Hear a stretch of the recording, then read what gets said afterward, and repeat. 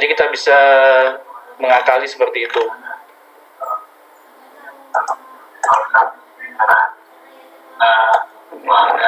Oke, nah kita lanjutkan ke metode selanjutnya, yaitu K-means.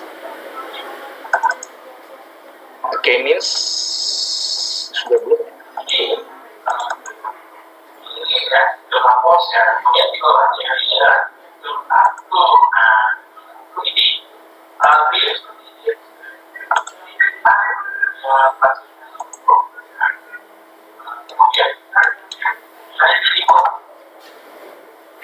Nah, K-means kita akan menggunakan data produk luas lahan dan produksi padi di Jawa Timur seperti itu. Nah, dapat kita lihat di sini ada luas lahan dan produksi ya, ada luas lahan dan produksi. Nah, K-means ini sebenarnya kita akan menentukan dulu jumlah, makanya ada K, itu kita tentukan dulu ada berapa klaster yang kita ingin bukan di dalam data kita seperti itu. Nah, kali ini kita akan menggunakan 3 klaster. Jumlah datanya ada 12, kemudian jumlah atribut atau variabelnya ada 2, seperti itu. Nah, selanjutnya kita harus menentukan terlebih dahulu pusat klaster secara random ya. Kita bisa tentukan mau di data ke berapa, begitu. Untuk awalan, saya akan menggunakan data ke-8, data ke-7, dan data ke-2 sebagai pusat klaster, seperti itu. Pusat klaster 1, 2, dan 3. Selanjutnya kembali lagi kita menghitung jarak. Ini menjadi penting ya, karena jarak selalu dihitung. Dari tadi kita selalu menghitung jarak seperti itu untuk yang H-class maupun yang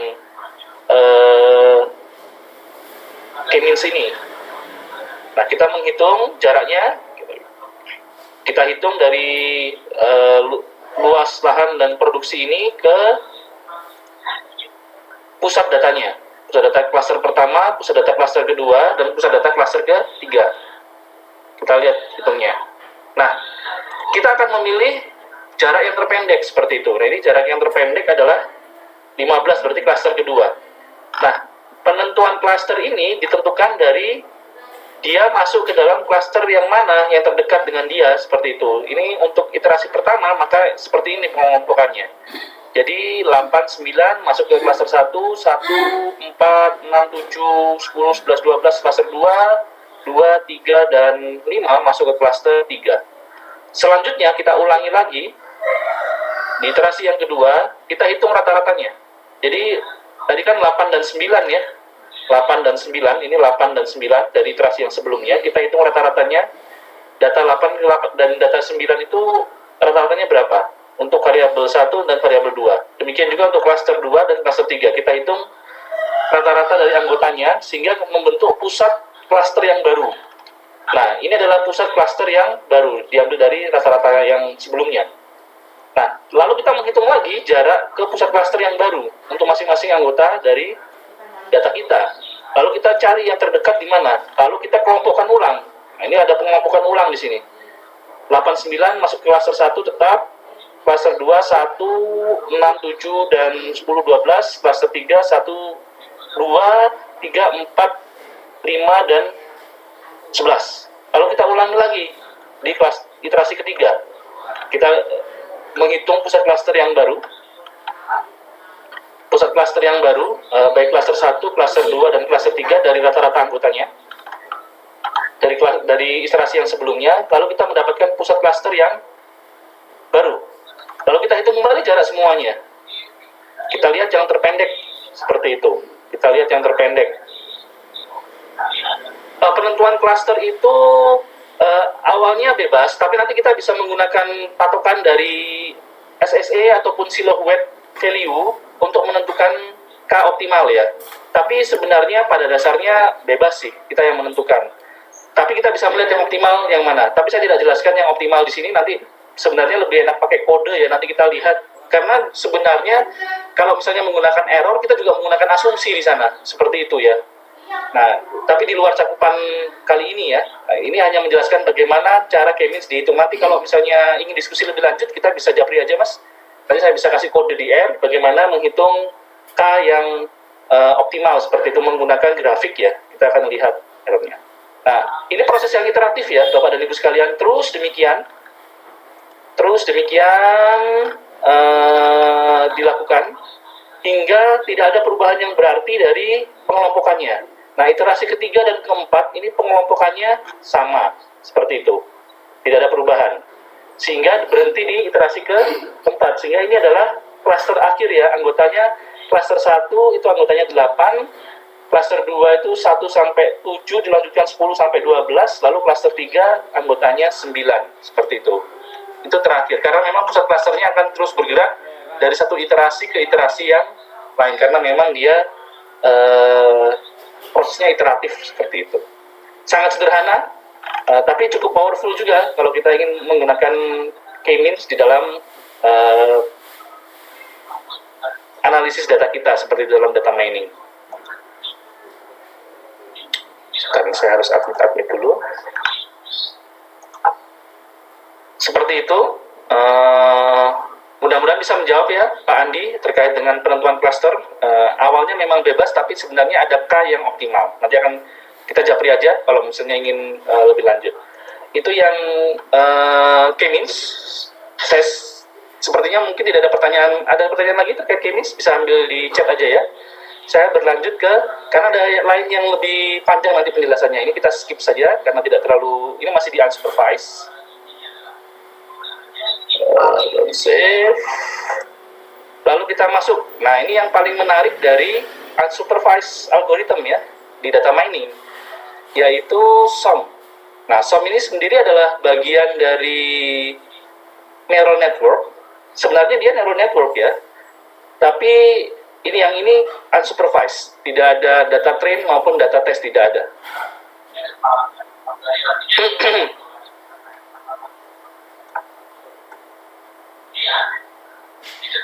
Nah, pada intinya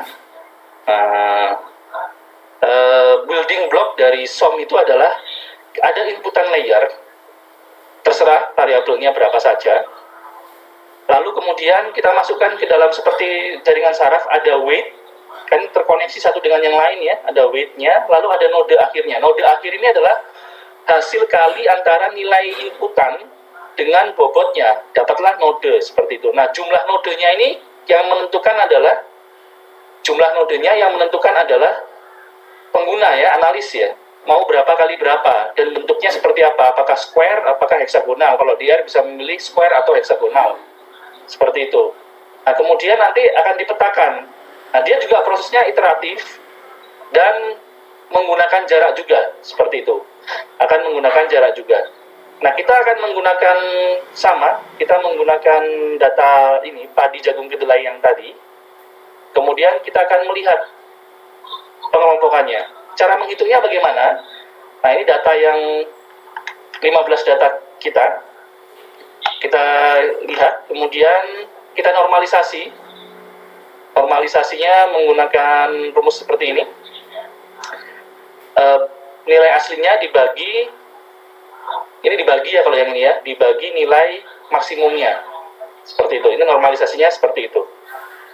Lalu kita menghitung, yang harus kita tetapkan lagi adalah kita mau menggunakan berapa klaster. Nah, di sini kita tidak menggunakan klaster 2 dimensi, kita menggunakan klaster yang 1 dimensi saja. Jadi ini 3 baris 1 kolom ya, 3 kali 1 ya, 3 kali 1 klasternya. Karena biasanya SOM itu tidak 1 dimensi begini, tapi dia berapa kali berapa begitu. Biasanya seperti itu. Misalnya 2 kali 2 atau mungkin 5 kali 5 seperti itu ya. Nah, kemudian ke masing-masing node ini, karena kita punya 3 variabel, berarti ada 3 bobot ya. Bobot W1, W2, W3 ke cluster 1, kemudian ada bobot W1, W2, W3 ke cluster 2, bobot W1, W2, W3 ke cluster 3. Nah, kemudian ada learning rate-nya. Nah, lalu kita akan mengupdate bobot yang baru. Jadi kita menghitung dulu jaraknya. Ini kita menghitung jarak antara nilai yang sudah ternormalisasi dengan masing-masing bobot ini. Bobot yang random ya. Awalnya ini kan random ya. Dia pakai bilangan nilai awalnya random. Bobot awalnya random. Lalu kita hitung masing-masing. Nah, best matching unitnya yang mana gitu. Nah, di sini best matching unitnya adalah cluster 2. Ini adalah BMU-nya. Nah, maka kita akan menjadikan 2 ini sebagai BMU. Karena itu, kita akan mengupdate bobotnya ini. Kita update, yang kita update adalah yang ini, yang cluster 2 yang kita update bobotnya. Jadi yang diupdate itu adalah bobot yang terdekat. Artinya kita mengupdate bobot tersebut menarik lebih dekat ke arah data tersebut. Seperti itu. Dan ini berulang terus ya. Berulang di-update ke bawahnya hingga ini iterasi pertama hingga iterasi yang, kalau kita lihat di iterasi yang pertama, ini masih berkumpul pada 1, semuanya 1 yang di bawah, nggak ada 3. Nah, kemudian dia terus kita ulang sampai ke bawah, iterasinya sampai ke bawah, sampai ke iterasi yang ke, jadi bobotnya diupdate terus ya prosesnya, sampai iterasi yang ke 19. Nah, didapatilah bobot nilai klaster akhir seperti ini. Yang ini bobot ini iterasi ke-19. Klaster 2, 2, 2, 2, 2, 3, 3, 3, 3, dan 1, 1, 1, 1. Jadi sudah berkumpul begitu ya. Dan bobotnya sudah tidak banyak berubah, konvergen, maka kita stop gitu prosesnya. Nah, dapat dilihat di sini. Ini kan 1 sampai 15. 1 sampai 5 itu adalah yang tinggi, 5 sampai 6 sampai 10 adalah yang sedang, dan sisanya adalah yang rendah. Nah, ini berkelompok tapi nggak berurutan ya. Jadi yang tinggi masuk ke 2, yang sedang masuk ke 3, yang rendah malah masuk ke 1, seperti itu. Jadi tidak berurutan. Tapi ini adalah pengelompokannya seperti itu. Nah, kita bisa melihat tren seperti ini di SOM. Tapi tidak selalu seperti ini dengan rapi ya. Kadang-kadang SOM juga sulit menangkap pola yang seperti ini. Tapi kalau kebetulan data ini sangat mudah ditangkap polanya, patternnya oleh SOM. Jadi bisa terkelompok begitu. Terkelompok-kelompok sesuai dengan memang kategori awalnya seperti itu. Nah, seperti itu kira-kira. Jadi intinya ini adalah seperti neural network yang standar, tetapi dia tidak ada outputnya. Jadi hanya ke neuron-neuronnya saja, ke node-nodenya. Nah, ini akan diupdate jarak yang terdekat mana yang memberikan BMU. Gambaran paling sederhananya itu ada di video ini.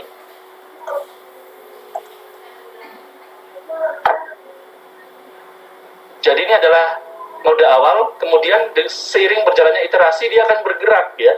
Bergerak ke arah kumpulan dari kelompok-kelompok yang ada seperti itu. Mana yang masuk mana seperti itu kira-kira. Data mana yang masuk ke node yang mana seperti itu. Nah, ini kan nodenya tadi berapa kali berapa begitu ya. Seperti itu. Jadi seiring dengan berjalan waktu ditarik ke arah kumpulan dari klaster tersebut seperti itu.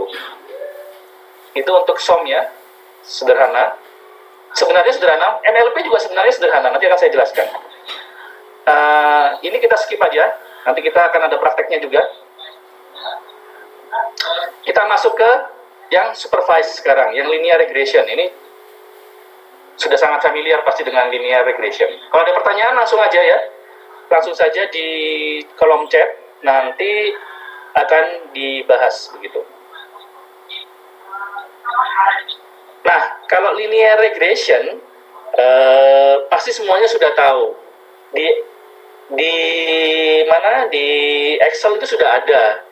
Tapi gimana sih hitung manualnya gitu ya? Nah, mungkin ada yang penasaran gitu ya. Bisa kita hitung manual ya. Nah, kita punya tabel ini harga rumah ini di Kota Malang ya. Saya dapat scraping dari website. Kemudian saya jadikan data tabular. Sebenarnya tadinya data spasial ini, ada koordinatnya.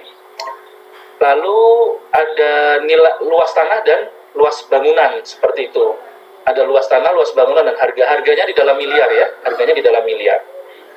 Lalu bagaimana sih building block dari linear regression ini? Nah, karena kita multiple linear regression, maka kita menggunakan operasi matriks dalam proses perhitungannya ya.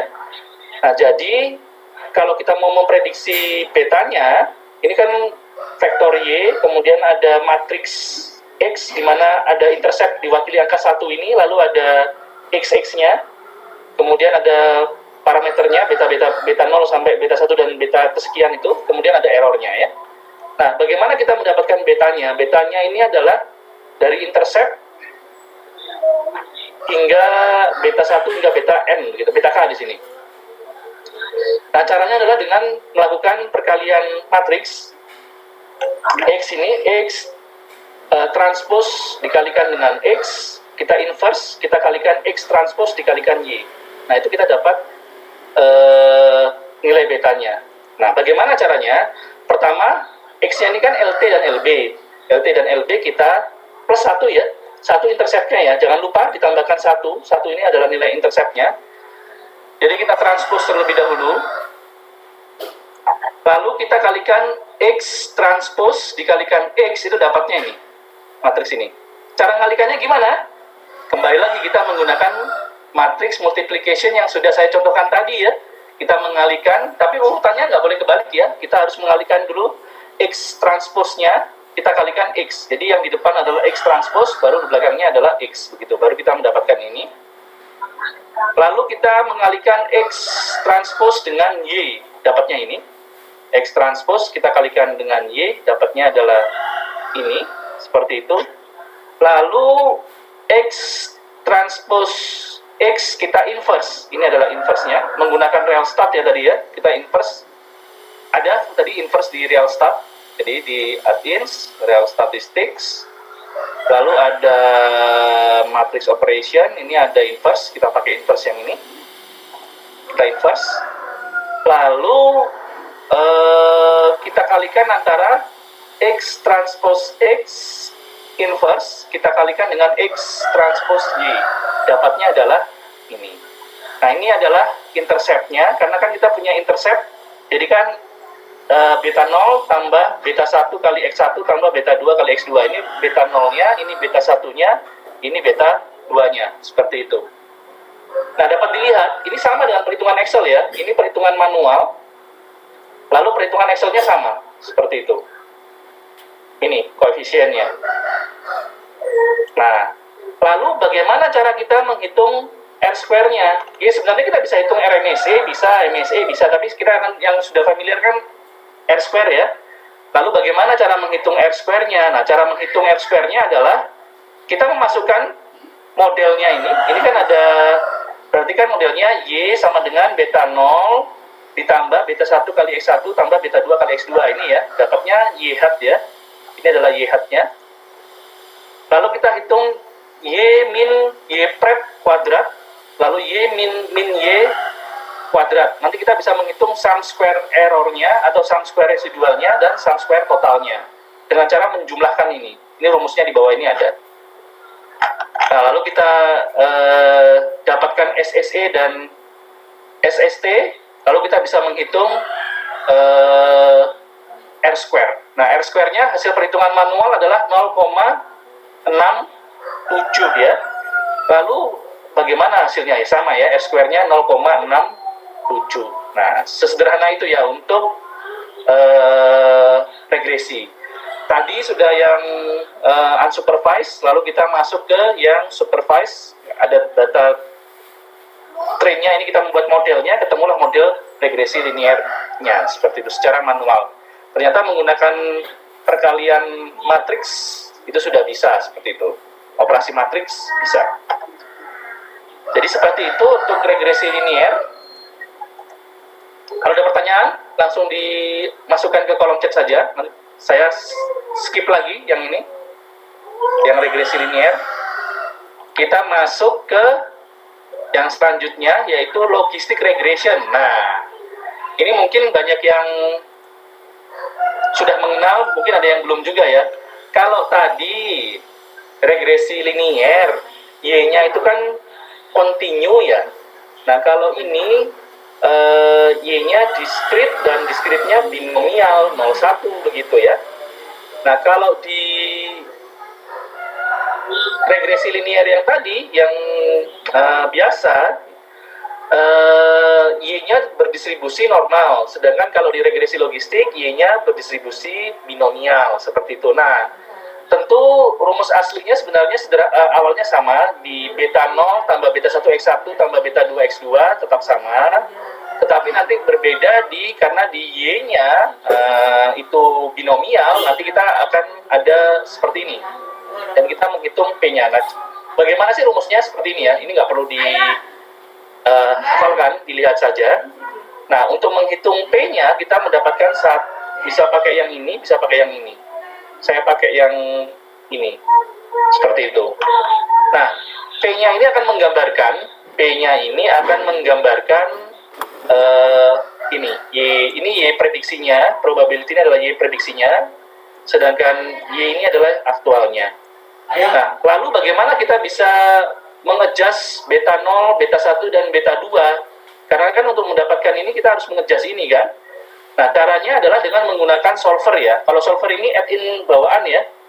Nah, awalnya kita akan menggunakan bilangan acak seperti itu. Kita menggunakan rem di sini. Ini akan berubah ya, akan berubah. Prediksinya salah nih, pasti karena belum optimal. Kita mau menyelesaikan permasalahan regresi logistik menggunakan pendekatan optimasi ya. Ini menggunakan pendekatan optimasi. Lalu kita pastekan dulu, tidak boleh dalam bentuk rem. Dapat dilihat ini probability-nya masih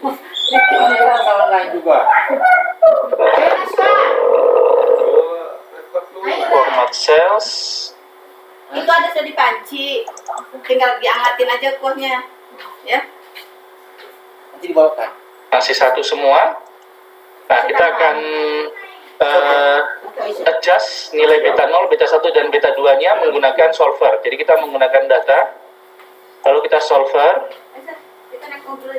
Yang mau kita minimumkan adalah loss-nya ya. Kita menggunakan fungsi loss di sini, artinya kita ingin meminimumkan selisih antara Y aktual dan Y prediksinya. Seperti itu. Probability adalah Y prediksinya, sedangkan Y aktualnya ada yang di sini, di ini, Y suka tidak suka. Nah, kita masukkan itu sebagai objektifnya, lalu kita ingin meminimumkan, lalu dengan mengubah-ubah beta 0, beta 1, dan beta 2, lalu kita solve. Oke, sudah ketemu ya. Nah, ini. Nah, dapat dilihat ini sama ya. Ini masalahnya apa sih? Ini masalah permasalahan yang saya angkat di sini adalah terkait dengan garansi dan masa pakai barang elektronik ya. Biasanya kalau garansinya itu 1 tahun atau kurang, maka orang itu nggak suka. Maunya itu lebih dari 1 tahun, orang lebih suka gitu ya. Lebih dari 1 tahun orang akan lebih suka. 2 tahun, Asus pernah dulu memberikan garansi 2 tahun untuk laptopnya. Nah, itu orang suka begitu, karena lebih lama garansinya. Demikian juga dengan masa pakai barang elektronik itu kan rata-rata yang normal 5 tahun ya. Wah, udah bagus tuh kalau bisa bertahan 5 tahun barang elektronik. Tapi kalau barang elektroniknya kurang dari 3 tahun, cuma 1 tahun Pak, masa pakai rusak, 2 tahun masa pakai rusak, wah orang nggak mau pakai itu. Nah, kita berusaha memprediksi ya. Jadi kalau dia masa garansinya 1 tahun terus cuma bisa dipakai 1 tahun, orang nggak suka. Masa garansi 0, masa pakai 0, orang juga nggak suka begitu ya. Nah, kita mau menyelesaikan hal ini dengan menggunakan regresi logistik seperti itu. Ya, inilah jawabannya. Kalau begitu, kalau misalnya masa pakainya 4 tahun lalu garansinya cuma 1 tahun, orang suka nggak? Oh, ternyata nggak. Kalau dinaikkan garansinya 2, orang suka nggak? Oh, orang suka gitu ya. Ternyata kalau garansinya 2 tahun, masa pakainya 4 tahun, orang suka begitu. Nah, kira-kira seperti itu. Ini dapat dilihat, kalau misalnya 3 tahun, 4 tahun, lebih suka lagi tentunya. Seperti itu. Nah, kelemahan menggunakan solver di Excel adalah kemungkinan besar ini bisa terjebak, solusinya ini terjebak pada lokal, karena kita kan mau meminimumkan ya, terjebak pada lokal minimum, dia belum mencapai global minimum. Seperti itu. Kita kembalikan lagi. Oh, tidak bisa. bisa diulang-ulang sebenarnya, kita bisa ulang-ulang lagi. Solver, oh ini nggak bisa. Ada yang lebih rendah lagi sebenarnya, tapi ini sudah cukup lah. Nah, kira-kira seperti itu. Kadang-kadang terjebak di lokal, ini sepertinya dia terjebak di lokal minimum. Ada yang lebih rendah lagi sebenarnya dari ini. Tadi saya coba bisa lebih rendah dari ini sebenarnya. Kalau yang ini dengan coba-coba manual ya sebenarnya, ini juga bisa. Nah, seperti itu. Jadi kita bisa menyelesaikan permasalahan di mana Y-nya itu adalah 0,1. Kira-kira ada kasus apa lagi ya kalau misalnya Y-nya 0,1 ya? Yang banyak ya, misalnya 0 itu adalah penyakit kanker paru. Kalau tidak ada penyakit kanker paru, maka 0. Kalau ada penyakit kanker paru, 1 begitu ya. Lalu X-nya ini bisa apakah dia merokok atau tidak merokok, kemudian apakah dia suka berolahraga atau tidak, semacam itu ya. Apakah obesitas atau tidak, berat badannya berapa misalnya, seperti itu. Nah, kita bisa lihat pengaruh dari itu terhadap Y-nya adalah kemungkinan terkena kanker atau tidak, kanker paru atau tidak. 0 jika tidak, 1 jika iya, seperti itu. Ini perhitungan manual dari regresi logistik, seperti itu. Sangat sederhana. Nah, permasalahan yang sama sebenarnya bisa dijawab juga dengan menggunakan metode yang lain, tapi yang paling klasik metode untuk yang Y-nya ini adalah binomial 0,1, itu adalah regresi logistik, seperti itu.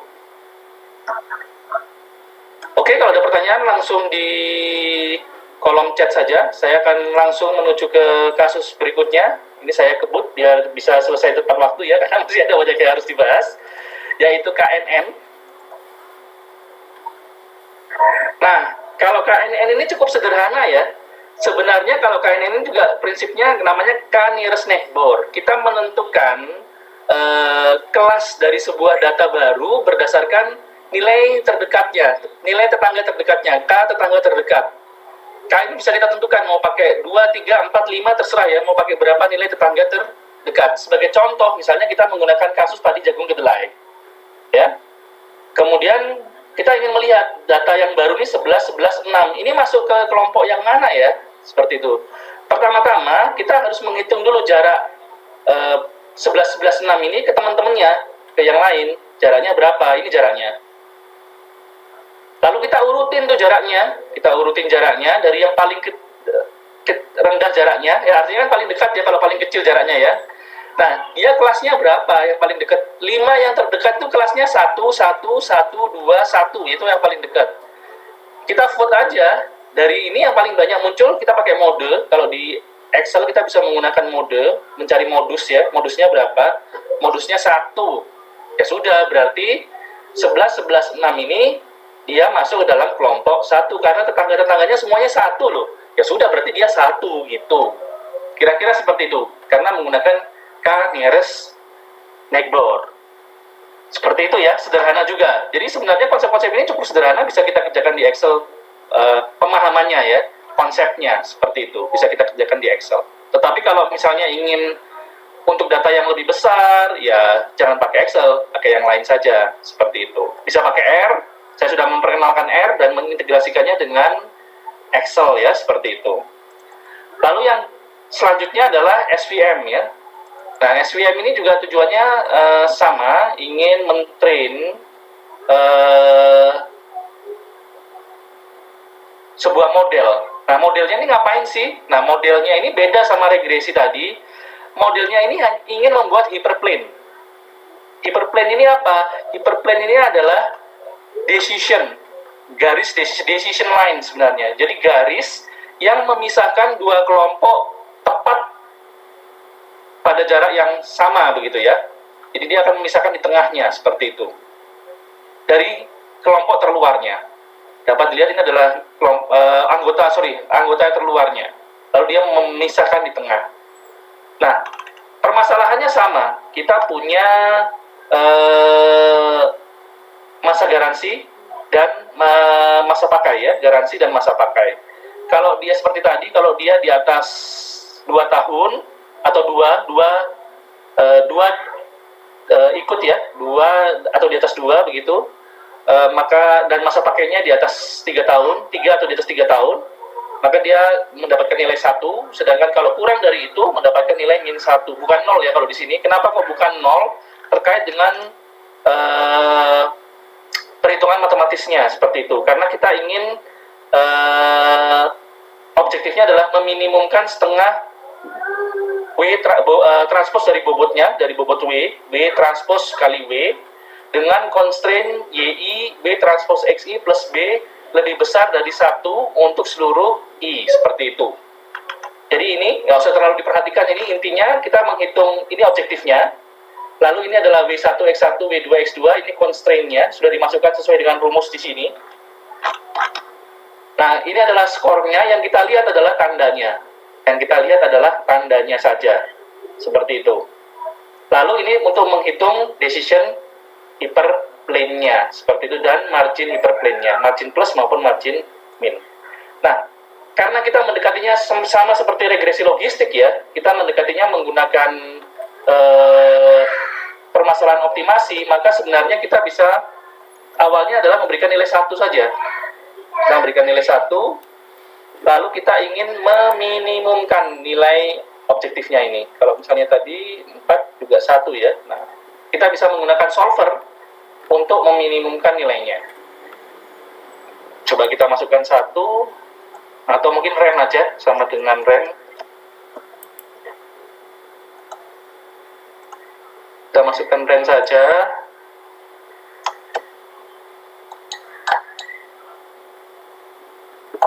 Nah, dapat dilihat di sini nggak ada decision boundary-nya ya, nggak ada batas atau hyperplane-nya nggak ada, karena memang belum terbentuk. Nah, lalu kita gunakan solver H di data ya.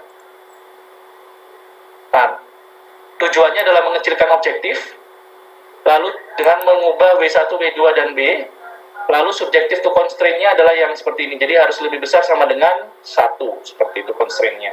Kita solve. Oke, ini kok malah ke sini. Nah, ini dia dapat. Jadi muncul decision hyperplane-nya. Seperti itu.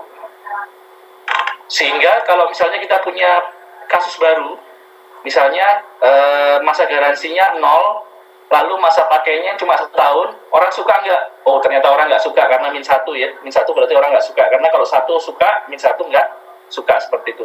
Lalu bagaimana performanya? Ternyata performanya bagus nih. Ini bisa mengklasifikasikan dengan baik sebesar 100%, seperti itu.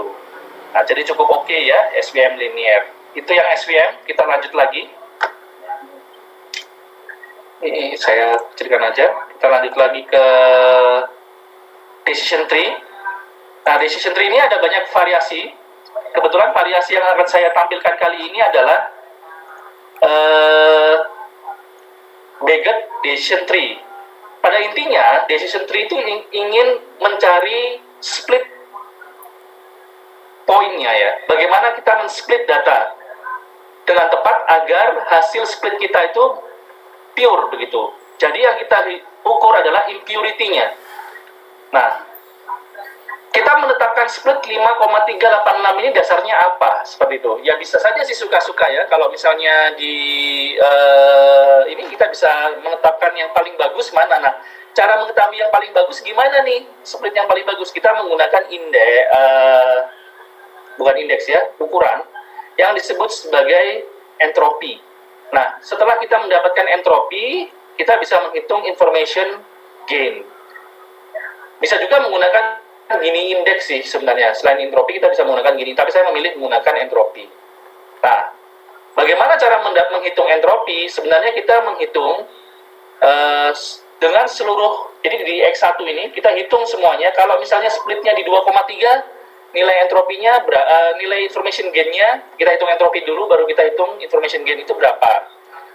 Kalau kita di 1,5 berapa? Nah, saya contohkan ada 3 saja. Yang pertama adalah kalau misalnya kita split di 4,58 itu bagaimana? Nah, di 4,58 kalau misalnya kita split di 4,58 maka ada nolnya ada 4, satunya ada 1. Itu entropi pertamanya. Lalu di lebih dari 4,58 maka satunya nolnya ada satu, satunya yang ada 4, kebalikannya, jadi 50-50 gitu ya. Nah, untuk entropi parentnya, yang nolnya untuk keseluruhan, nolnya ada 5, satunya ada 5, jadi 55. Nah, kita bisa menghitung entropi masing-masing, entropi parent sama entropi dari masing-masing kelompok, baik yang di bawah 4,58 maupun di atas 4,58, maka kita mendapatkan information gain seperti ini. Nah, information gain dihitung menggunakan rumus ini. Nah, information gain-nya adalah 0,27. Demikian pula kita gunakan satu-satu nih kita hitung harusnya. Tapi saya contohkan yang 4,58 sama 5,38. Nah, kalau 5,38 information gain-nya 0,6. Lalu untuk yang 2,3 information gain-nya 0,23. Information gain mana yang kita pilih? Information gain ini kita pilih yang paling besar ya. Artinya, kalau semakin besar information gain, dia semakin baik memisahkan data tersebut. Jadi semakin pure dia memisahkan. Jadi memisahkan dengan baik 0 dengan 0, 1 dengan 1 begitu. Jadi berkelompok sesuai dengan kelompoknya, seperti itu. Sedangkan kalau misalnya information gain-nya rendah, ya dia nggak bagus, seperti itu. Ini dapat dilihat untuk yang di bawah 5,38, nolnya ada 5, satunya ada 1, lalu untuk yang entropi 2-nya, nolnya nggak ada, satunya ada 4, jadi cukup baik ya, dia memisahkannya dengan cukup baik, seperti itu. Oleh sebab itu, information gain-nya menjadi tinggi. Sedangkan kalau entropi ini mengukur impurity, jadi kalau semakin banyak datanya beragam, entropinya semakin naik, seperti itu. Contohnya yang ini, 1 dan 4, ini entropinya 0,7. Lebih ngeri lagi kalau misalnya masing-masing itu seimbang, nolnya 3, satunya 5, entropinya mendekati 1, seperti itu ya. Nah, intinya kita menghitung impurity untuk mendapatkan split yang terbaik. Nah, kemudian kita tetapkan aja beberapa model prediction. Model 1 kita splitnya di X1 dengan titik split di 5,386. Model prediction 2 kita titik splitnya di X1 dengan titik splitnya 4,09. Lalu model 3 kita titik splitnya di 2,53. Nah, masing-masing ini memiliki akurasi sendiri-sendiri 90, 90, dan 70. Lalu bagaimana prediksi akhirnya? Prediksi akhir ditentukan dari vote ya. Kita vote mana yang paling sering muncul dari 3 prediksi. Ternyata untuk data pertama yang paling sering muncul 0 ya, sudah 0. Data kedua juga 0. Demikian seterusnya. Sehingga akurasi totalnya didapat 90%. Seperti itu kira-kira untuk yang decision tree. Yang menjadi penting konsepnya adalah mengukur impurity di sini. Seperti itu. Mengukur impurity. Baik, itu untuk decision tree. Saya tutup aja biar nggak banyak.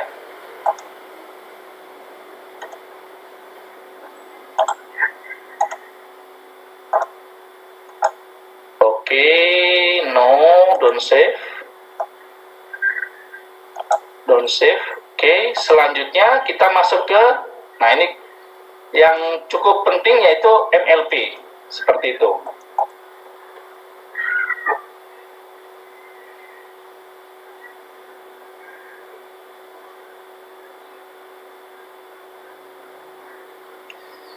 Ada pertanyaan sampai di sini, Bapak dan Ibu sekalian?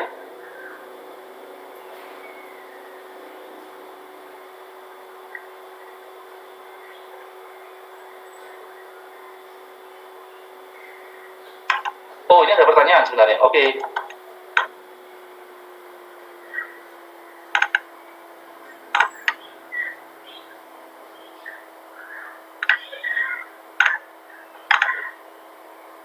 Oke, ini ada pertanyaan dari Pak Iksan. K-means ini apakah variabel produksi dan luas lahannya tidak perlu dinormalisasi, nggak masalah. Tapi kalau mau dinormalisasi juga nggak apa-apa, tapi enggak juga nggak apa-apa begitu. Monggo saja. Tidak ada keharusan untuk normalisasi. Kalau yang SOM itu biasanya dinormalisasi ya. Kalau SOM itu inputnya harus dinormalisasi. Seperti itu. Kemudian untuk yang PCA, kalau misalnya dia menggunakan kovarian harus distandarisasi juga.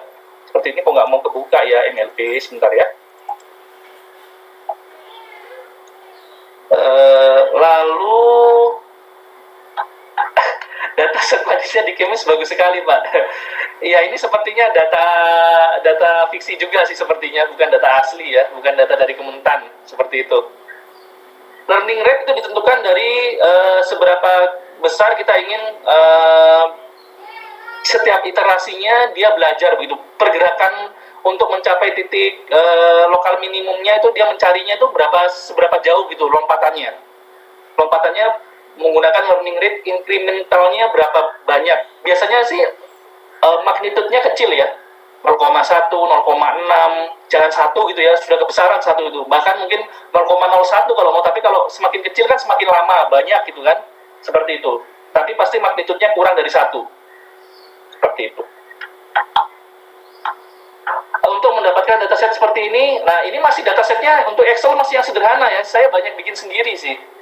Nanti yang beneran datanya itu nanti yang di studi kasus ya, itu data beneran seperti itu. Nanti kita akan banyak bahas yang di studi kasus saja. Kalau yang di Excel karena datanya kecil-kecil, saya buat sendiri untuk yang bagus lah, yang bisa memperlihatkan bagaimana algoritma tersebut bekerja ya. Jadi seperti itu. Sebagai contoh saja, nanti kita akan lihat yang sebenarnya di studi kasus, karena data real didapatkan dari beberapa sumber, dari Kaggle, kemudian dari Mendeley data itu juga bisa, kemudian dari banyak lah, aduh saya lupa lagi, dry data apa yang mana ya, ada beberapa sumber repository data sebenarnya, dari publikasi paper juga ada, nanti saya jelaskan. Kemudian pembuatan grafik pada SVM itu dibuat di Excel, Pak. Dibuat di Excel pembuatannya untuk yang SVM seperti itu. Pak Sedio, iya Pak, ini sudah saya ya. Oke. Entropi tadi apa ya? Oke, entropi adalah ukuran impurity. Maksudnya kalau misalnya di dalam satu kelompok, ya di dalam satu kelompok itu isinya 01 berbarengan, misalnya ada 10 data. 5 itu isinya 1. Ini kenapa? Oh, gitu. 5, 0 begitu ya. Jadi imbang. Itu impurity-nya besar gitu. Nilai impurity-nya besar karena tercampur. Tapi kalau 10 data lalu semuanya 0, impurity-nya rendah seperti itu karena dia pure. Jadi entropi menggambarkan seberapa ketidakmurnian ada di dalam data gitu ya, impurity pada data seperti itu. Kalau information gain sebaliknya, information gain besar berarti menunjukkan bahwa terjadi pengelompokan yang pas begitu ya, yang tepat, jadi sudah pure istilahnya pembagiannya seperti itu dari masing-masing kelas, seperti itu kira-kira. Oke, kita masuk ke MLP saja. Saya akan menjelaskan tentang MLP. Nah, MLP ini sebenarnya meniru susunan saraf yang ada, meniru ya, itu kata kuncinya, meniru susunan saraf yang ada pada otak manusia, di mana ada dendrit itu diibaratkan pada inputnya, lalu ada node, ada body cell-nya, lalu ada outputnya, seperti itu, aksonnya ya. Nah, kemudian informasi mengalir dari dendrit, dari X1 dan X2, kita kalikan bobot, X1 kali bobot 1, X2 kali bobot 2, W2, kemudian ditambahkan bias di dalamnya. Bias ini untuk mengejas, lalu ada yang disebut sebagai fungsi aktivasi. Nah, fungsi aktivasi ini fungsinya apa sih?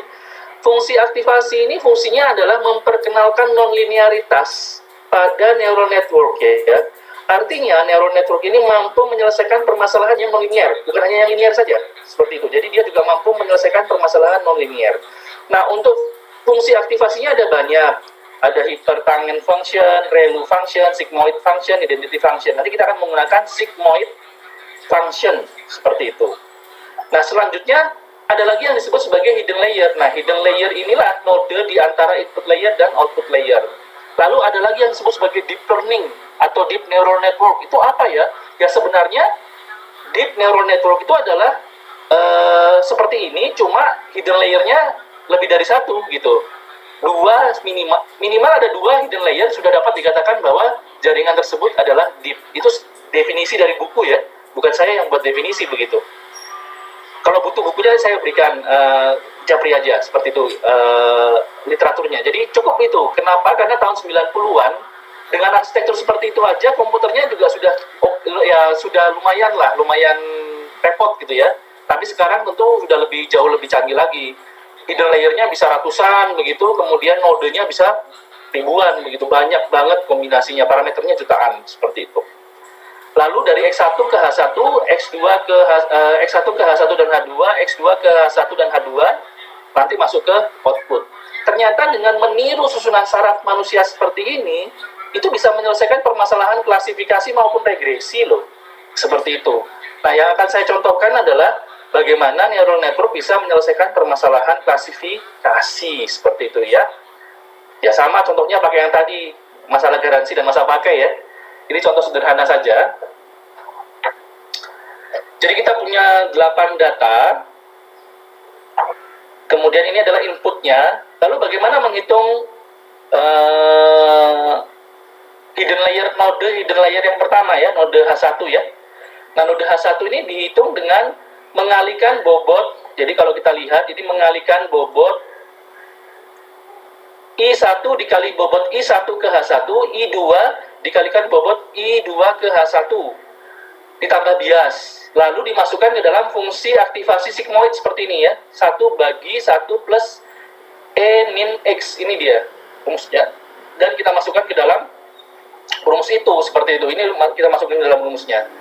Nah, kita menghitung untuk semuanya, H1-nya. Lalu H2-nya juga sama demikian.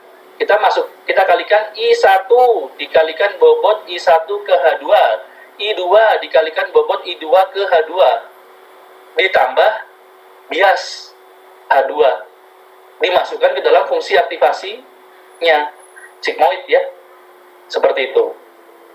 Lalu terakhir adalah dari H1 dan H2 ke output. Ini weight-nya cuma satu, H1 ke O, H2 ke O weight-nya. Nanti kita kalikan aja, H1 tambah ke O, kalikan weight H1 ke O, lalu H2 dikalikan bobot H2 ke O, ditambah bias, dimasukkan ke fungsi aktivasi.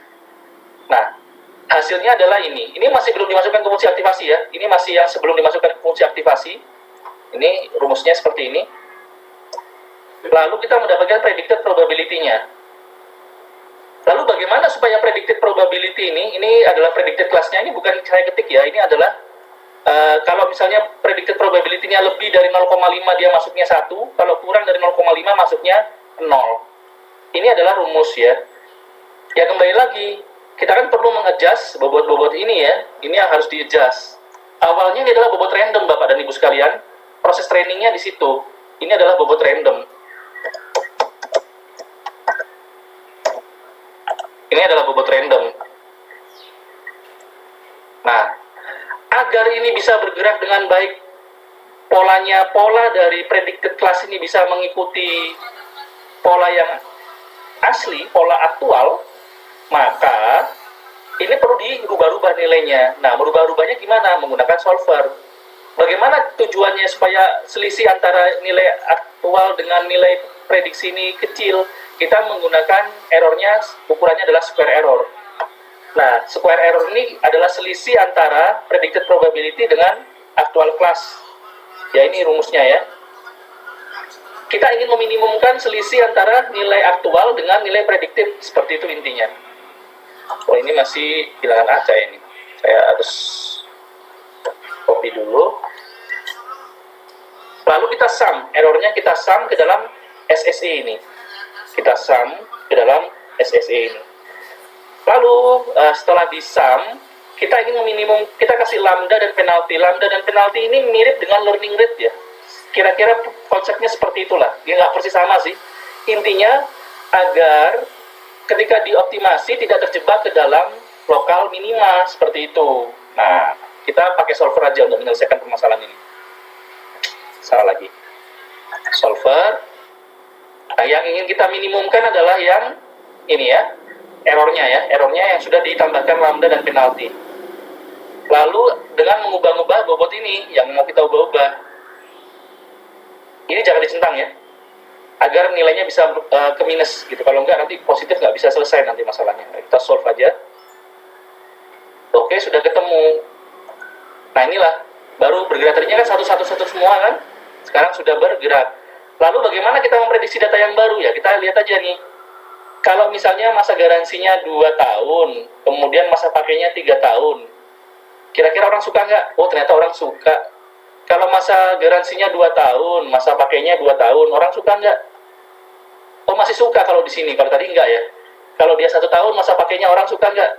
Oh, udah nggak suka gitu ya. Kalau ini 1 tahun, kalau masa garansi 2 tahun, masa pakainya setahun bisa digaransiin ya, bisa diganti ya, bener juga ya.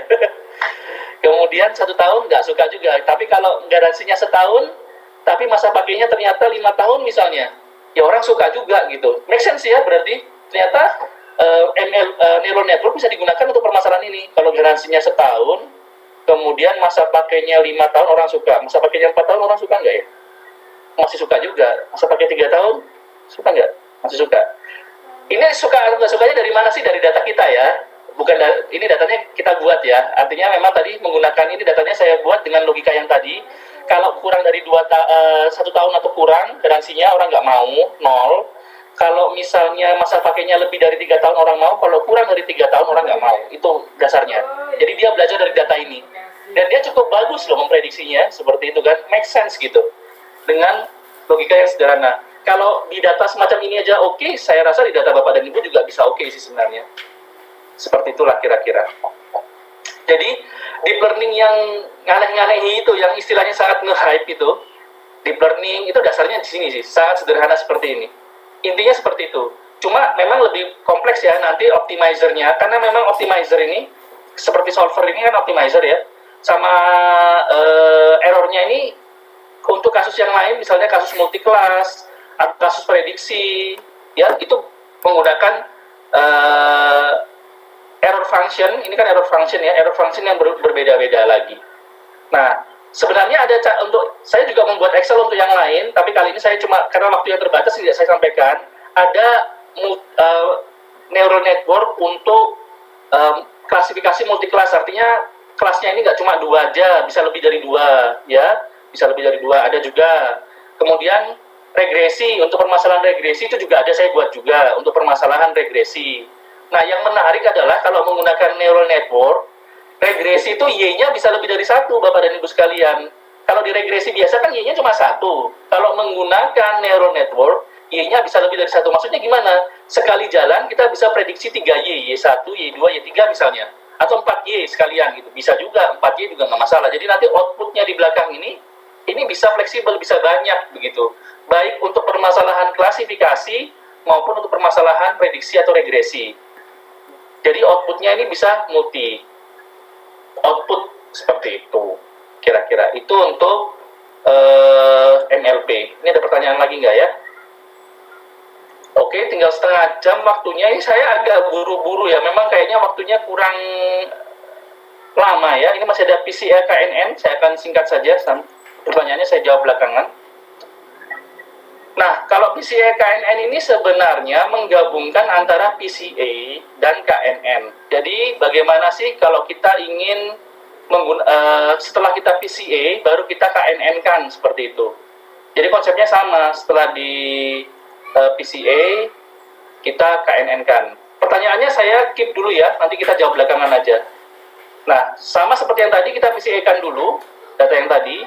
Lalu kita mengetahui kan, kelas yang data nomor 1 ini dia masuk ke kelas berapa, data 2 masuk kelas berapa. Nah, lalu kita ini ada tambahannya X1 yang nilai PC-nya seperti ini X ini adalah yang ke-16. Nah, kemudian kita ingin tahu yang ke-16 ini masuk ke mana. Ternyata berdasarkan KNN, yang ke-16 ini masuknya ke 1. Kalau default ini 1 ya. Kalau kita mau mencari modusnya, ini dia 1. Dan ternyata memang benar ya, yang ke-16 ini dia dekat dengan kelompok 1 ya. Kalau dari posisi dia dekat ya, seperti itu. Jadi kita bisa menggabungkan PCA dan KNN juga. Jadi bisa menghibrid-hibridkan begitu. Kalau datanya banyak, seperti itu. Ini PCA dan KNN. Lalu selanjutnya adalah NNNN. Waduh, N-nya 4. Nearest Neighbor Neural Network, itu maksudnya. N-nya 4, Nearest Neighbor Neural Network. Jadi kita bisa mengganti inputan dari MLP ini. Kita menggunakan inputannya adalah nilai tetangga terdekatnya. Ini menarik kalau misalnya kita mau ini sih, kalau kita mau interpolasi ya. Nah, ini sering dipakai di kasus spasial. Jadi bagaimana kita memprediksi nilai sebuah tempat berdasarkan tetangga-tetangganya kayak gitu. Nah, ini menarik ini. Jadi X dan Y-nya itu adalah koordinat, misalnya seperti itu. Lalu ada nilai value-nya berapa. Itu kok nggak mau dibuka. Waduh. Terlalu banyak open nih saya. Sebentar.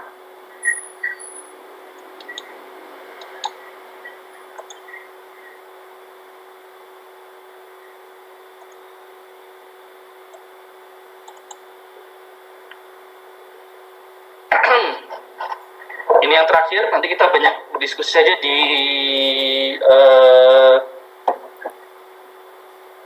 studi kasus.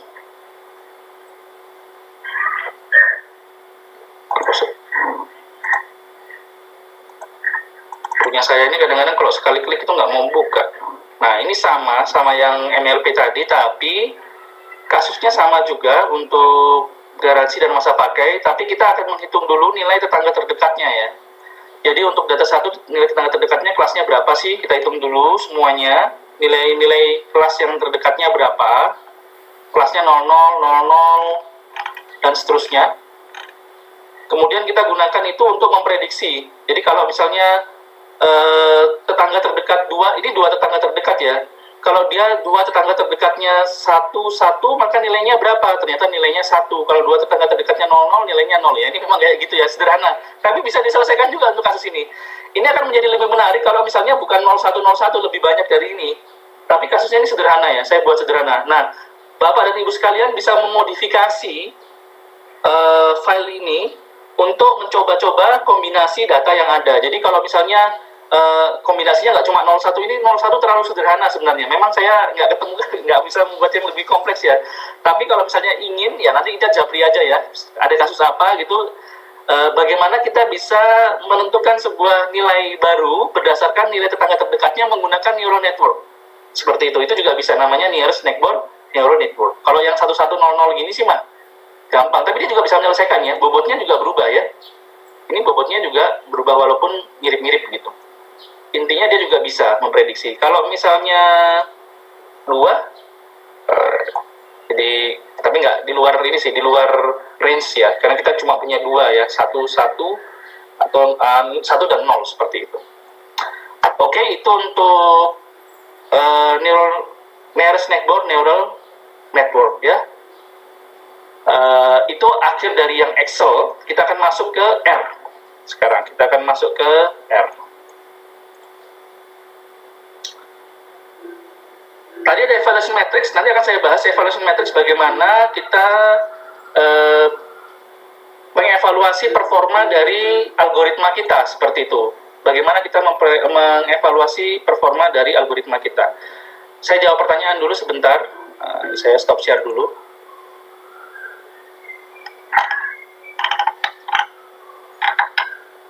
Oke, entropi. Apakah penggunaan deep neural network dengan n hidden layer untuk regresi itu berlebihan dan hanya ya tergantung masalah regresinya. Tadi kan saya nggak contohkannya regresi ya. Kalau regresinya sederhana, pakai yang punya saya yang cuma 2 node pada hidden layer itu udah cukup ternyata. Saya ada contoh kasusnya sebenarnya yang regresi. Kalau ada waktu atau nanti kalau misalnya tertarik akan saya bagikan ya. Saya ada sebentar, saya tunjukkan dulu. Ini saya bawakan di pelatihan di UB, alma mater saya. Ini kalau overtime sedikit nggak apa-apa ya, mungkin 17 sebenarnya saya mempercepat ini 17.15 itu nggak apa-apa ya Bapak dan Ibu, nanti mungkin di Jakarta belum buka, tapi kalau di Malang ya mepet-mepet nggak apa-apa ya, agak overtime sedikit lah. Saya tunjukkan contoh kasusnya untuk regresi ya. Ini akan saya share juga deh, nanti saya taruh di mana, di folder Nah, kalau misalnya untuk yang multi kelas, kita nggak bisa pakai dari sum square ya, tidak bisa menggunakan sum square. Kita errornya itu harus menggunakan categorical cross entropy. Kemudian untuk outputnya, fungsi aktivasinya nggak bisa pakai sigmoid. Kita akan menggunakan softmax function seperti itu. Nah, kemudian karena kelasnya kan lebih dari 2 ya, kan bukan 01 lagi tapi 1, 2, 3. Ini ada 3 kelasnya. Ini ada 3 kelas. Kemarin saya screen-nya. Oh, sorry. Sorry. Iya, terlalu bersemangat ini. Sebentar. Oke, ini akan saya share juga file yang ini. Tadi kan yang binary ya, lalu ada yang multi class. Nah, multi class ini inputnya sama 2, tetapi untuk permasalahan Y ini outputnya itu ada 3, bukan 2 lagi. Seperti itu. Nah, kalau outputnya 3 begini, bagaimana ya?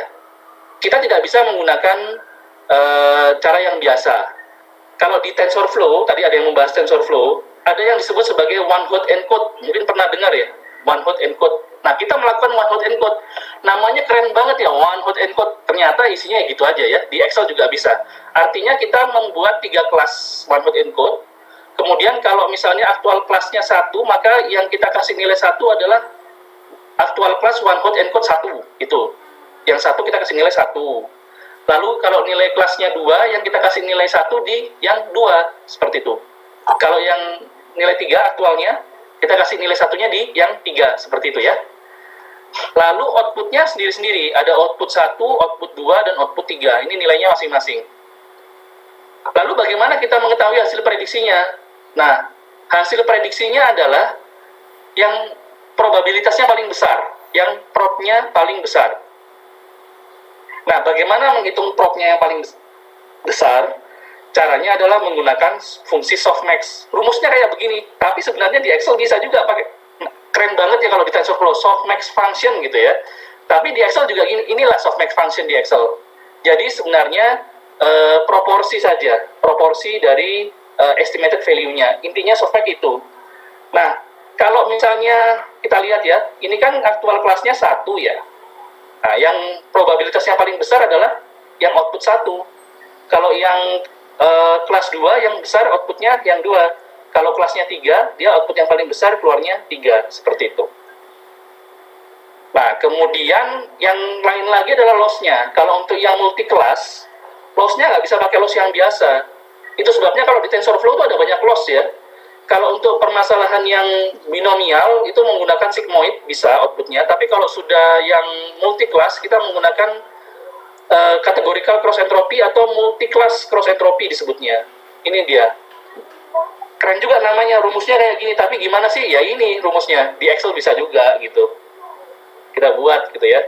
Nah, lalu kita mendapatkan predicted class-nya nih, hasil akhirnya. Caranya dengan melihat probabilitas yang paling besar itu di mana sih?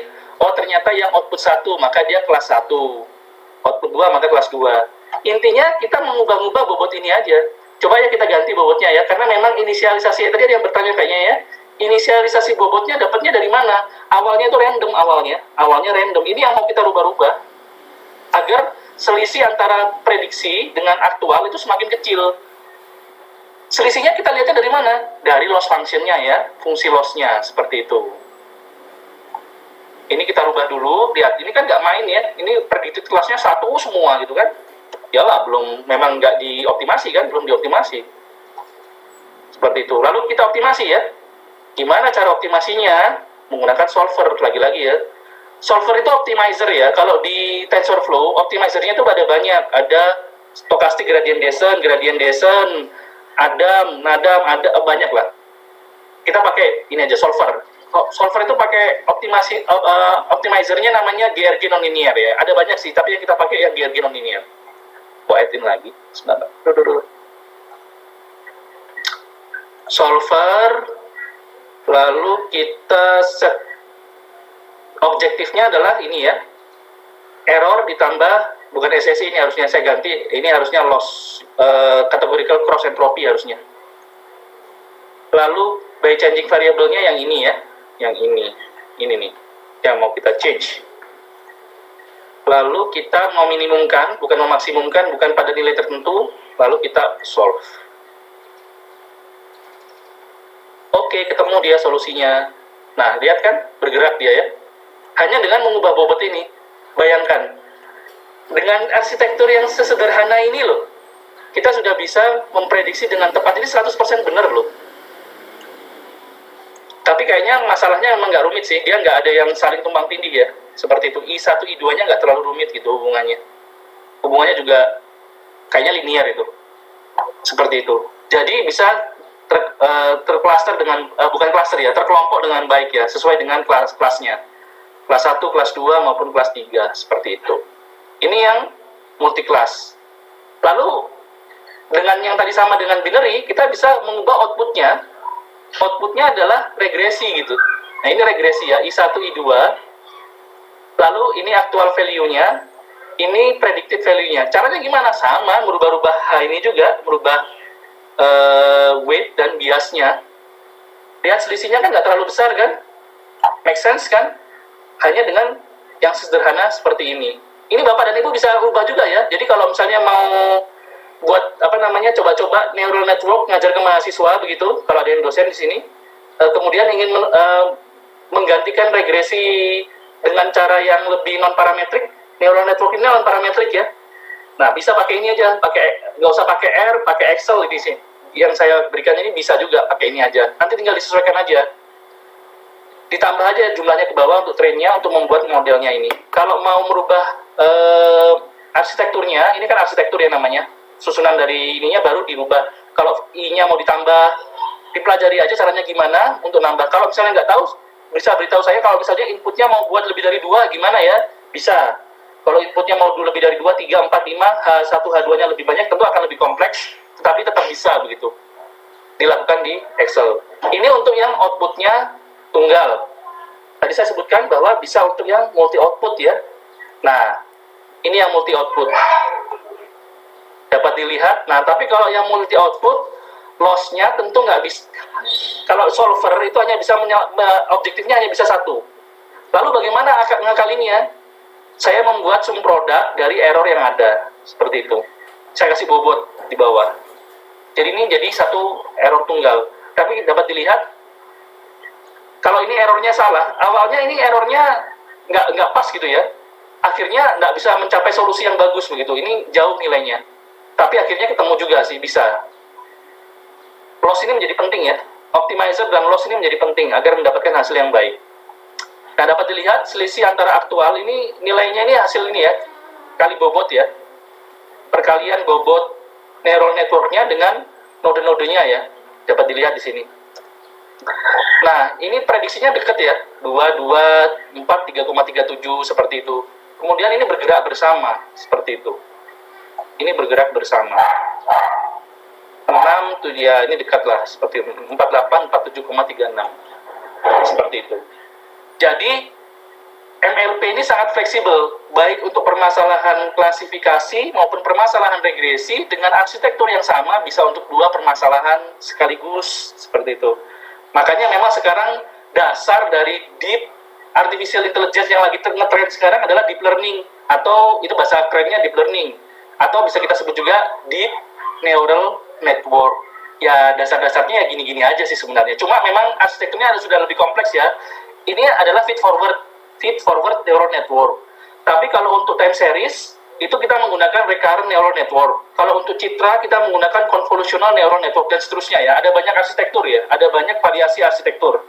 Ini arsitektur yang saya gunakan sekarang namanya feed forward neural network, atau juga lebih dikenal sebagai multi-layer perceptron, seperti itu.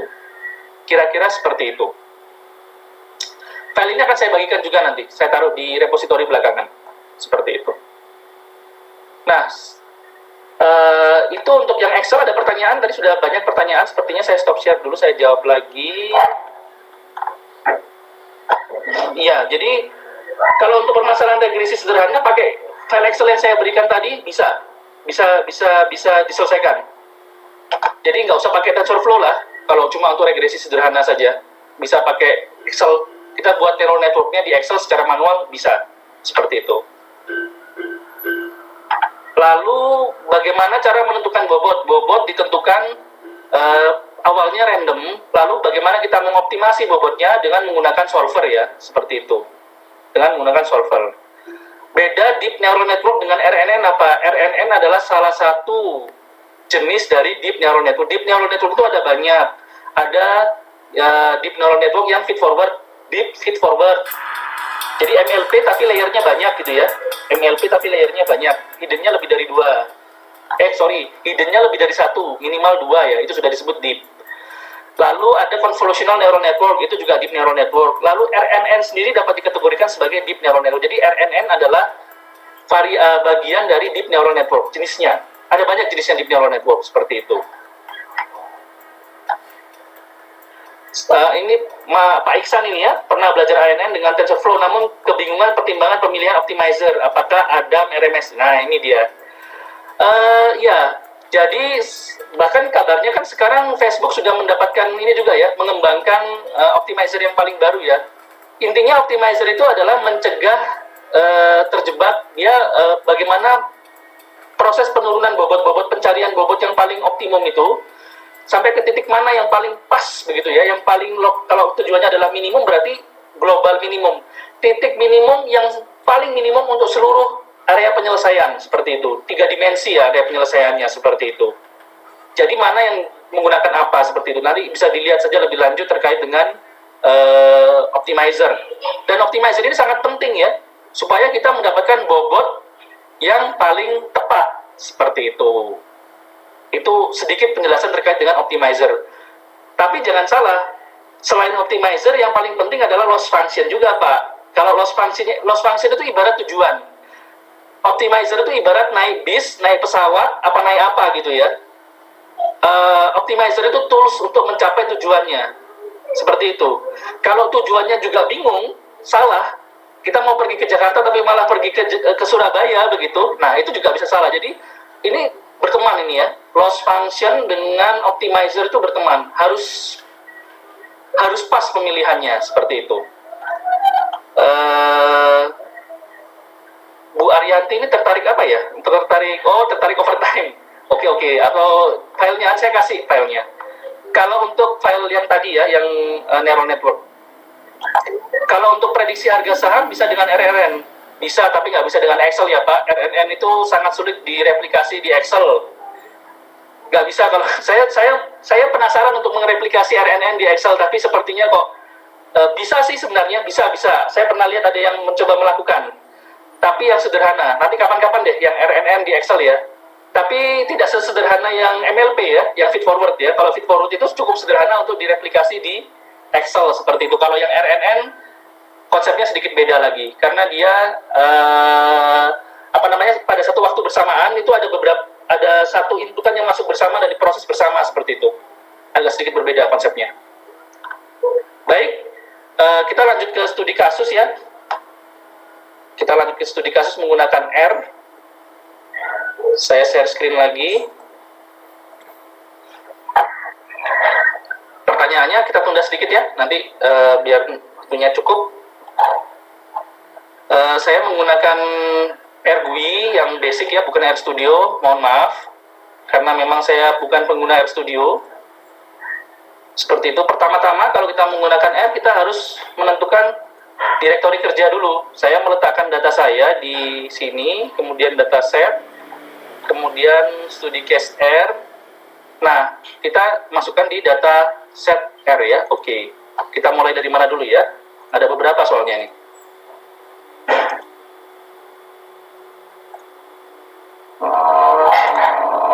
Dataset, studi case R, kemudian kita coba dari yang PCA dulu deh. PCA yang green. Nah, ini ada data green. Ini saya kasih juga di tempat Bapak dan Ibu. Jadi ini menariknya ya, data mining itu bisa, tadi kan ada disebutkan tadi di slide biochemistry gitu ya. Nah, kita mau mengevaluasi performa dari nilai spektrometer untuk cultivar identification dari barley, chickpea, dan sorghum. Alatnya kayak gimana sih? Alatnya kecil kayak gini. Ini kemungkinannya bisa untuk apa aja? alat kecil kayak gini, kita bisa mendeteksi bukan hanya biji-bijian gini ya. Kita bisa mendeteksi obat ini palsu apa enggak gitu. Misalnya nih, yang paling sering dipalsukan dan nilainya mahal itu kan Viagra ya. Ini ada yang pakai, ini penelitiannya, saya nggak ngomong yang aneh-aneh ya. Maksudnya, pil-pil seperti itu kan sangat gampang dipalsukan. Nah, kita bisa mendeteksi Viagra asli atau palsu menggunakan alat sekecil ini. Nah, alat ini sudah terintegrasi dengan algoritma data mining. Kita bisa men-train alat ini untuk membedakan apakah ini komposisi, karena near spectrometer dia melihat gugus fungsi yang ada pada substansi yang mau kita tes, begitu ya, materi yang mau kita tes. Nah, kalau misalnya Viagra asli atau palsu, jelas komposisinya kan sudah berbeda. Nah, dia bisa mengetahui itu dari spektranya, dari grafik spektranya, panjang gelombangnya ya. Kalau ini dipakai di infrared, nanti akan saya tunjukkan gimana sih panjang gelombangnya, itu berapa banyak begitu. Nah, itu sangat spesifik, sehingga disebut sebagai spectral fingerprinting, artinya sidik jari spektral namanya. Setiap materi tertentu memiliki sidik jari tertentu, jadi setiap bahan, setiap senyawa kimia tertentu memiliki sidik jari tertentu yang sangat spesifik terhadap senyawa kimia tersebut. Jadi kita bisa menggunakan alat ini untuk melakukan banyak hal, misalnya memprediksi daging yang kualitasnya jelek sama yang bagus, misalnya obat yang palsu sama yang asli. Ini dia mau melihat varietas dari masing-masing grain ini, seperti itu kan, atau mau melihat kandungan gluten pada bahan, nah, macam-macam lah, sebutkan aja lah kombinasinya. Ini possibility-nya sama seperti yang tadi tuh. Mana tadi Bert tadi ya, mengintegrasikan R dengan Excel. Nah, ini juga sama nih. Kemungkinannya banyak seperti itu. Bisa mendeteksi macam-macam lah. Silakan dipikirkan sendiri kemungkinannya. Banyak. Nah, kali ini kita ingin menggunakan data dari near spectrometer ini untuk membedakan antara barley, chickpea, dan sorghum ya, seperti itu. Kita lihat apakah bisa dibedakan apa tidak, seperti itu. Dia pakainya macam-macam nih. Partially square discriminant analysis, PLSDA, random forest. Tadi sudah belajar yang random forest ini sebenarnya decision tree, tapi dia forest ya, banyak. Decision tree tapi banyak, makanya namanya forest. Lalu ada super vector mesin, kita juga pakai tadi ya, super vector, support vector mesin ya, seperti itu. Oke, langsung aja tanpa berpanjang lebar. Nggak, saya lihatkan lagi. Nah, ini spektranya ya, spektranya seperti ini. Sudah beda spektranya. Nah, kita coba lihat apakah ada perbedaan pada PCA kalau kita PCA-kan seperti itu. Mari kita langsung lakukan. Mana nih? Ini, lalu yang R, lalu yang R code PCA grain. Pertama-tama kita panggil dulu datanya menggunakan ini. Lalu kita seleksi, saya memilih data yang dari kolom 2 sampai 332 ya, karena memang spektranya itu ada 332 spektra ya. Kita lihat, saya lihatkan dulu sebentar. Data green. Ini panjang gelombang ya, 740 nanometer. Nanometer itu satuan panjang gelombang cahaya ya. Ya, kalau yang belum familiar, ini terkait dengan fisika optik ya.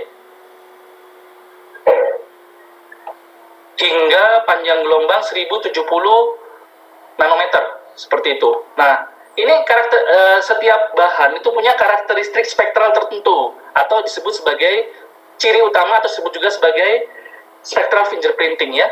Nah, seperti itu. Ini saya panggil dulu datanya.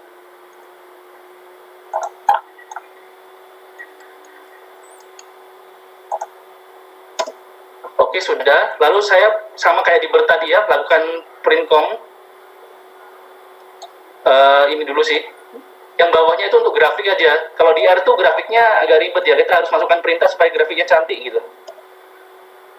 Nah, di bawah ini saya ngegrupkan PCH-nya sama color-nya. Jadi bentuk dari poin-poinnya saya buat grup, baru saya plotkan.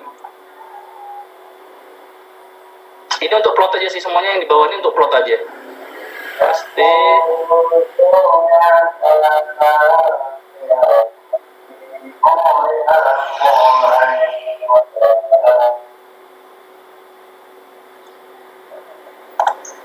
Lalu kita tambahkan,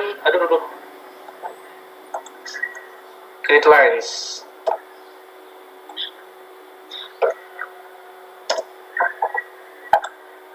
Nah, dapat dilihat di sini. Nah, ternyata dengan PCA, chickpea berkumpul dengan chickpea sendiri ya. Sorghum berkumpul dengan sorghum, barley berkumpul dengan barley. Jadi, ternyata bisa dibedakan ya menggunakan near spektroskopi ya. Antara sorghum, barley, dan chickpea itu bisa kita lihat perbedaannya. Bayangkan tadi datasetnya besar loh. Dataset itu masih sudah saya kecilkan ya, datasetnya sudah saya kecilkan seperti itu. Dataset aslinya lebih besar lagi gitu. Nanti bisa dilihat saja di data aslinya, saya sudah sertakan juga, bisa dicek lagi. Jadi PCA itu bisa dibuat visualisasi seperti ini. Bahkan bukan cuma visualisasi seperti ini, bisa dilanjutkan, kita campurkan dengan, atau kita hibridkan. Kalau dicampurkan bahasanya nggak enak ya. Dihibridkan dengan algoritma lain seperti yang tadi sudah saya jelaskan, dengan KNN misalnya, atau bahkan dengan regresi, principal component regression, atau dengan yang lain lah, seperti itu. Bisa kita campur-campur. Ini untuk yang PCA dengan data grain ya, dengan data grain. Ini saya bersihkan dulu.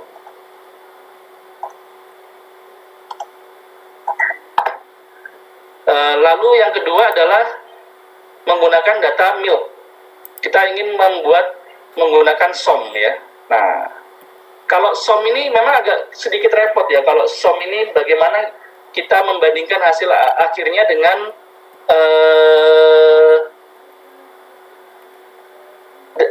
kelompok yang aslinya seperti itu. Karena kadang-kadang bisa berbeda, nggak selalu sama gitu. Saya akan tunjukkan data yang milk ya. Ini saya kasih juga loh datasetnya. Ini dari jurnal sih kita dapatnya. Kalau mau rajin ngumpul-ngumpulin dari jurnal, kadang-kadang mereka kasih data soalnya. Menarik. Jadi, on the utilization of deep and ensemble learning to detect milk adulteration ya. Jadi untuk mendeteksi cemaran pada susu. Ini menggunakan FTIR sama spektroskopi, tapi beda ini ya, beda panjang gelombang. FTIR sama NIR itu beda panjang gelombang dan beda metode juga. Dua teknik yang berbeda. Sama-sama spektroskopi sih, tapi beda. Nah, datanya itu bentuknya kayak gini.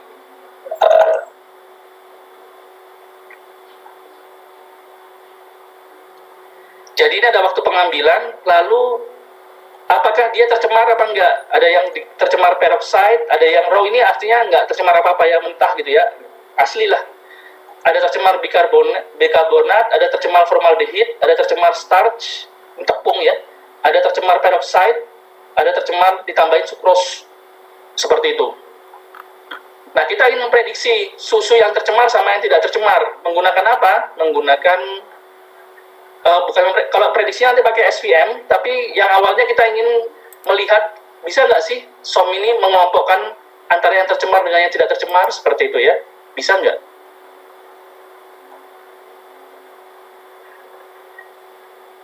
Oke, kita lihat. Sebentar, saya tutup dulu. Kita tutup satu-satu dulu. Kita buka yang R, yang SOM. Kita pakai library Kohonen, lalu harus di scale dulu. Nilainya harus di scale, baru kita masukkan ke model SOM-nya. Nah, kita yang menentukan nanti, tadi kan saya jelaskan, nodenya itu ukurannya berapa kali berapa kan kita yang tentukan. Saya buatnya 1 kali 6 ya. X-nya 1, Y-nya 6. X-nya 1, Y-nya 6. Saya ingin mengelompokkan ke dalam 6 kelompok aja, nggak banyak-banyak. Ke 6 saja. Saya lakukan, ini ada 969 baris, 532 kolom, cukup banyak ya. Lalu kita somkan buat modelnya. Oke, sudah selesai, lalu kita lihat modelnya. Ini untuk melihat dari sekian, ini kan yang airline ini artinya iterasinya mau pakai berapa kali iterasi, saya pakai 500 iterasi. Lalu dia sudah turun ke unit yang paling dekat itu sampai ke berapa kedekatannya terhadap unit yang terdekat begitu ya. Hingga berapa, semakin kecil semakin baik begitu. Lalu kita plotkan. Ini untuk melihat nodenya ada berapa. Karena tadi 1 kali 6 kan. Y-nya 6, X-nya 1 ya, ini dia. Begini. Lalu kita bisa memplotkan seperti ini. Karena dia bentuknya spektra, jadi diplotkannya spektra, kita nggak bisa tahu ini mananya apa. Nah, yang paling menarik adalah kita bisa mengeluarkan nilai klasternya. Jadi kita bisa membandingkan antara klasternya SOM dengan klaster data kita yang asli seperti itu. Karena saya sudah tahu kelompoknya mana, saya bisa membandingkan. Nah, ini agak repot, kadang-kadang nggak sama gitu. Karena memang dia tujuannya kan eksplorasi ya, kita yang harus pintar-pintar untuk melihat, mengeksplorasi polanya. Mungkin kita nggak pakai 1x6, pakai 5x5 misalnya, kemudian kita lihat. Tapi kalau datanya lebih bagus, saya pernah melihat contoh di mana SOM bisa berkelompok sesuai dengan karakteristik dari datanya, seperti itu. Jadi ini masih perlu ditweak lagi ya, masih harus dioprek lagi seperti itu. Ini untuk yang SOM. Lalu kita bergerak ke MILK yang SVM. Jadi bagaimana kita bisa memprediksi susu yang sudah tercemar atau yang tidak, seperti itu. Nah, kita pakai ini. Ini kita panggil dulu datanya, lalu dibagi 80% untuk train, kemudian 20% untuk tes, lalu kita modelkan ya.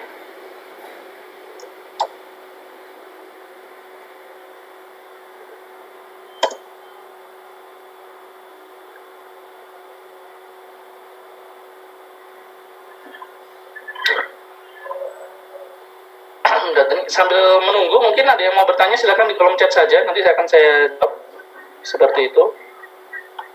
Oke, sudah selesai. Lalu kita lihat validasinya, lalu kita lihat hasilnya.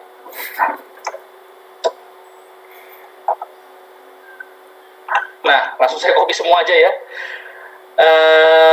Dari hasilnya ternyata akurasinya 94% ya. Ini bisa dikonversi menjadi persen 94%.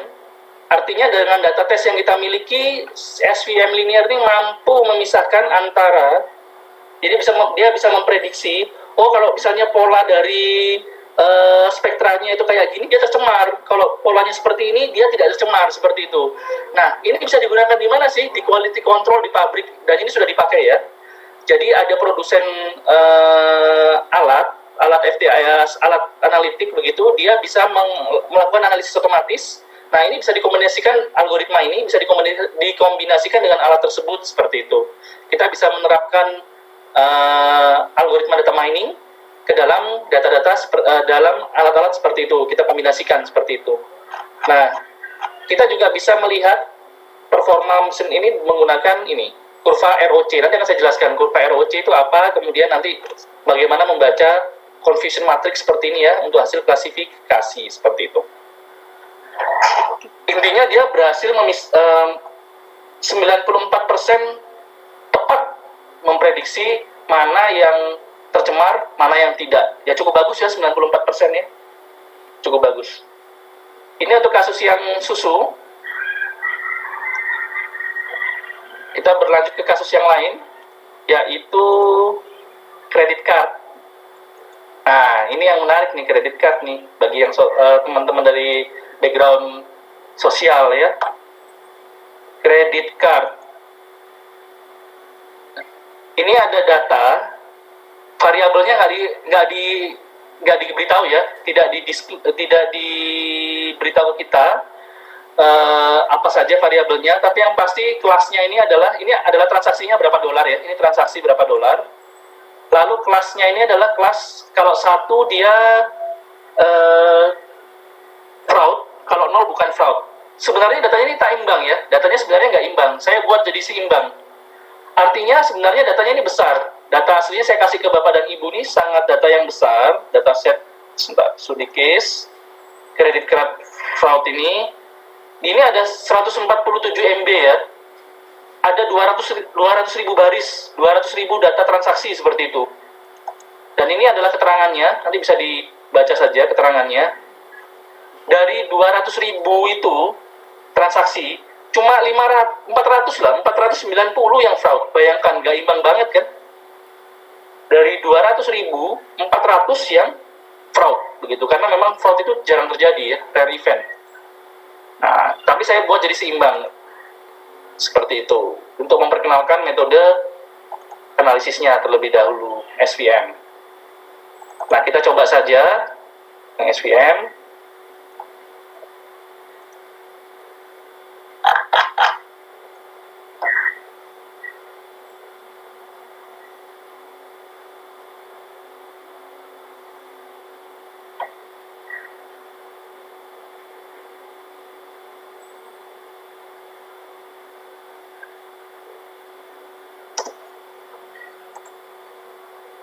Nah, kemudian kita bisa menyimpan modelnya. Jadi kalau misalnya Bapak Ibu sudah training lama gitu, kalau pakai 200.000 itu lama ya.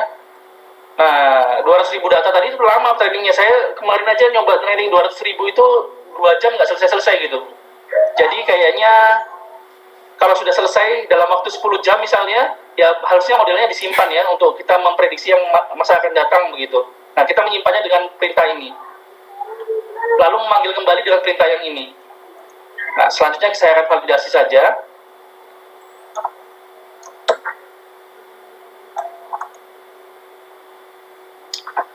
Nah, hasil prediksinya dengan SVM juga bagus juga ya, 96% tepat prediksi, tapi ini yang belum balance.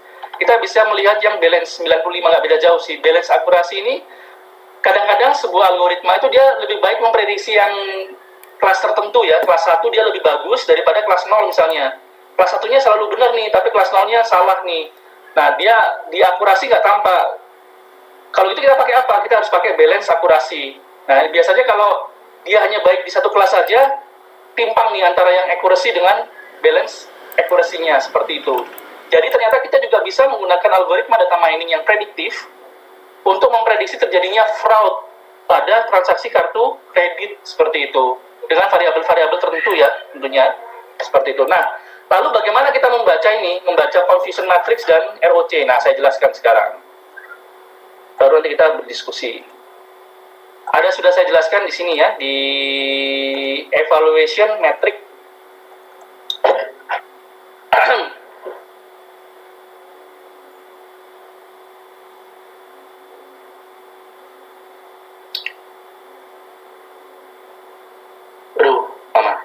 Jadi, kalau permasalahan klasifikasi, kalau seandainya dia diprediksi sebagai positif dan aslinya adalah positif, maka kita bisa menyatakan itu true positif ya. Jadi kalau nilai aslinya 1, diprediksi sebagai 1, maka true positif itu. Berapa banyak yang nilainya 1, diprediksi 1 itu berapa nilainya, itu true positif. Lalu true negatif itu adalah berapa yang 0 misalnya, 0 diprediksi sebagai 0, itu true negatif. Nah, kalau yang aslinya positif 1 diprediksi 0 itu namanya false negatif. Kalau yang aslinya 0 diprediksi sebagai 1 namanya false positif. Kombinasi dari ini, maka kita bisa mendapatkan akurasi. True positif plus true negatif dibagi total seluruhnya adalah akurasi. Lalu ada recall, lalu ada precision, lalu ada specificity, lalu ada sensitivity. Nah, ini kita bisa skip. Kita langsung lihat kasusnya aja. Kalau misalnya nih kita punya 1 yang positif, banyak ya, ini 10 ya sebenarnya, 1 yang positif, 9 yang negatif, lalu 1 yang positif ini masuk ke, diprediksi sebagai positif, 2 dari negatif masuk ke positif, sisanya masuk ke negatif, benar masuk ke negatif, maka kondisinya adalah low precision, high recall, dan high specificity. Kemudian kalau misalnya ada 1 yang negatif, 9 yang positif, semuanya masuk ke positif, nggak ada yang masuk ke negatif, itu high precision, high recall, low specificity. Dan seterusnya ya, ada kombinasi-kombinasinya di sini. Nah, yang kita inginkan, saya akan skip aja, yang kita inginkan adalah kondisi di mana dengan tepat diprediksi dengan baik. Jadi yang negatif masuk ke negatif, yang positif masuk ke positif, itu adalah kondisi di mana high precision, high recall, dan high specificity. Itu. Dan kondisi yang lain juga ada. Yang tidak kita inginkan adalah yang ini ya, yang low precision, low recall, dan low specificity, di mana terbalik ya, yang positif masuk ke negatif, yang negatif masuk ke positif, itu tidak kita inginkan. Lalu ada lagi ukuran performa yang lain yang disebut sebagai area under the curve atau receiver operating characteristic, atau kita bisa singkat juga AUROC ya. Nah, kalau AUROC ini kita melihat dari TPR dan specificity. Nah, intinya kita mau melihat kurva ROC-nya ini. Kalau kelas itu terpisah dengan baik, maka AUC-nya satu ini jarang terjadi ya. Nggak mungkin terpisah dengan baik. Biasanya kayak gini. Jadi ada yang masuk ke dari positif masuk ke negatif, dari negatif masuk ke positif itu ada. Nah, ini yang kita punya tadi. Kadang-kadang kisarannya antara 0,7 ini bisa 0,8, 0,9. Kita tadi 0,9 ya, kita tadi ya. Ini yang ideal ya. Ini yang ideal. Ini terlalu baik sekali, terlalu ideal sekali nih. Yang kita tidak inginkan yang seperti ini, di mana algoritma kita tidak bisa membedakan antara yang positif maupun yang negatif. Yang paling tidak kita inginkan lagi adalah yang flip kayak gini, kebalik dia prediksinya. Yang positif dibilang negatif, yang negatif dibilang positif, seperti itu. Ini adalah performa, yang kita inginkan adalah yang ini. Kalau bisa 0,9 AUC-nya, area under curve-nya 0,9, seperti itu. Kira-kira itu untuk akurasi, nanti bisa dibaca sendiri. Di sini ada ukuran-ukuran lain. Yang penting juga di sini adalah balance akurasi ya. Balance akurasi ini terkait dengan, kalau misalnya tadi saya sudah jelaskan, kadang-kadang algoritma itu dia hanya pandai memprediksi satu kelas saja. Kelas yang lain dia nggak pandai. Nah, akurasi bisa ditipu sama itu, tapi dengan menggunakan balance akurasi tidak bisa seperti itu. Kebetulan tadi dari contoh kasus kita, semuanya sih oke-oke aja, baik dari akurasi maupun balance akurasinya, seperti itu. Baik, kita langsung buka ke diskusi saja, Bapak dan Ibu sekalian. Mungkin banyak yang ingin didiskusikan nih, saya stop share saja.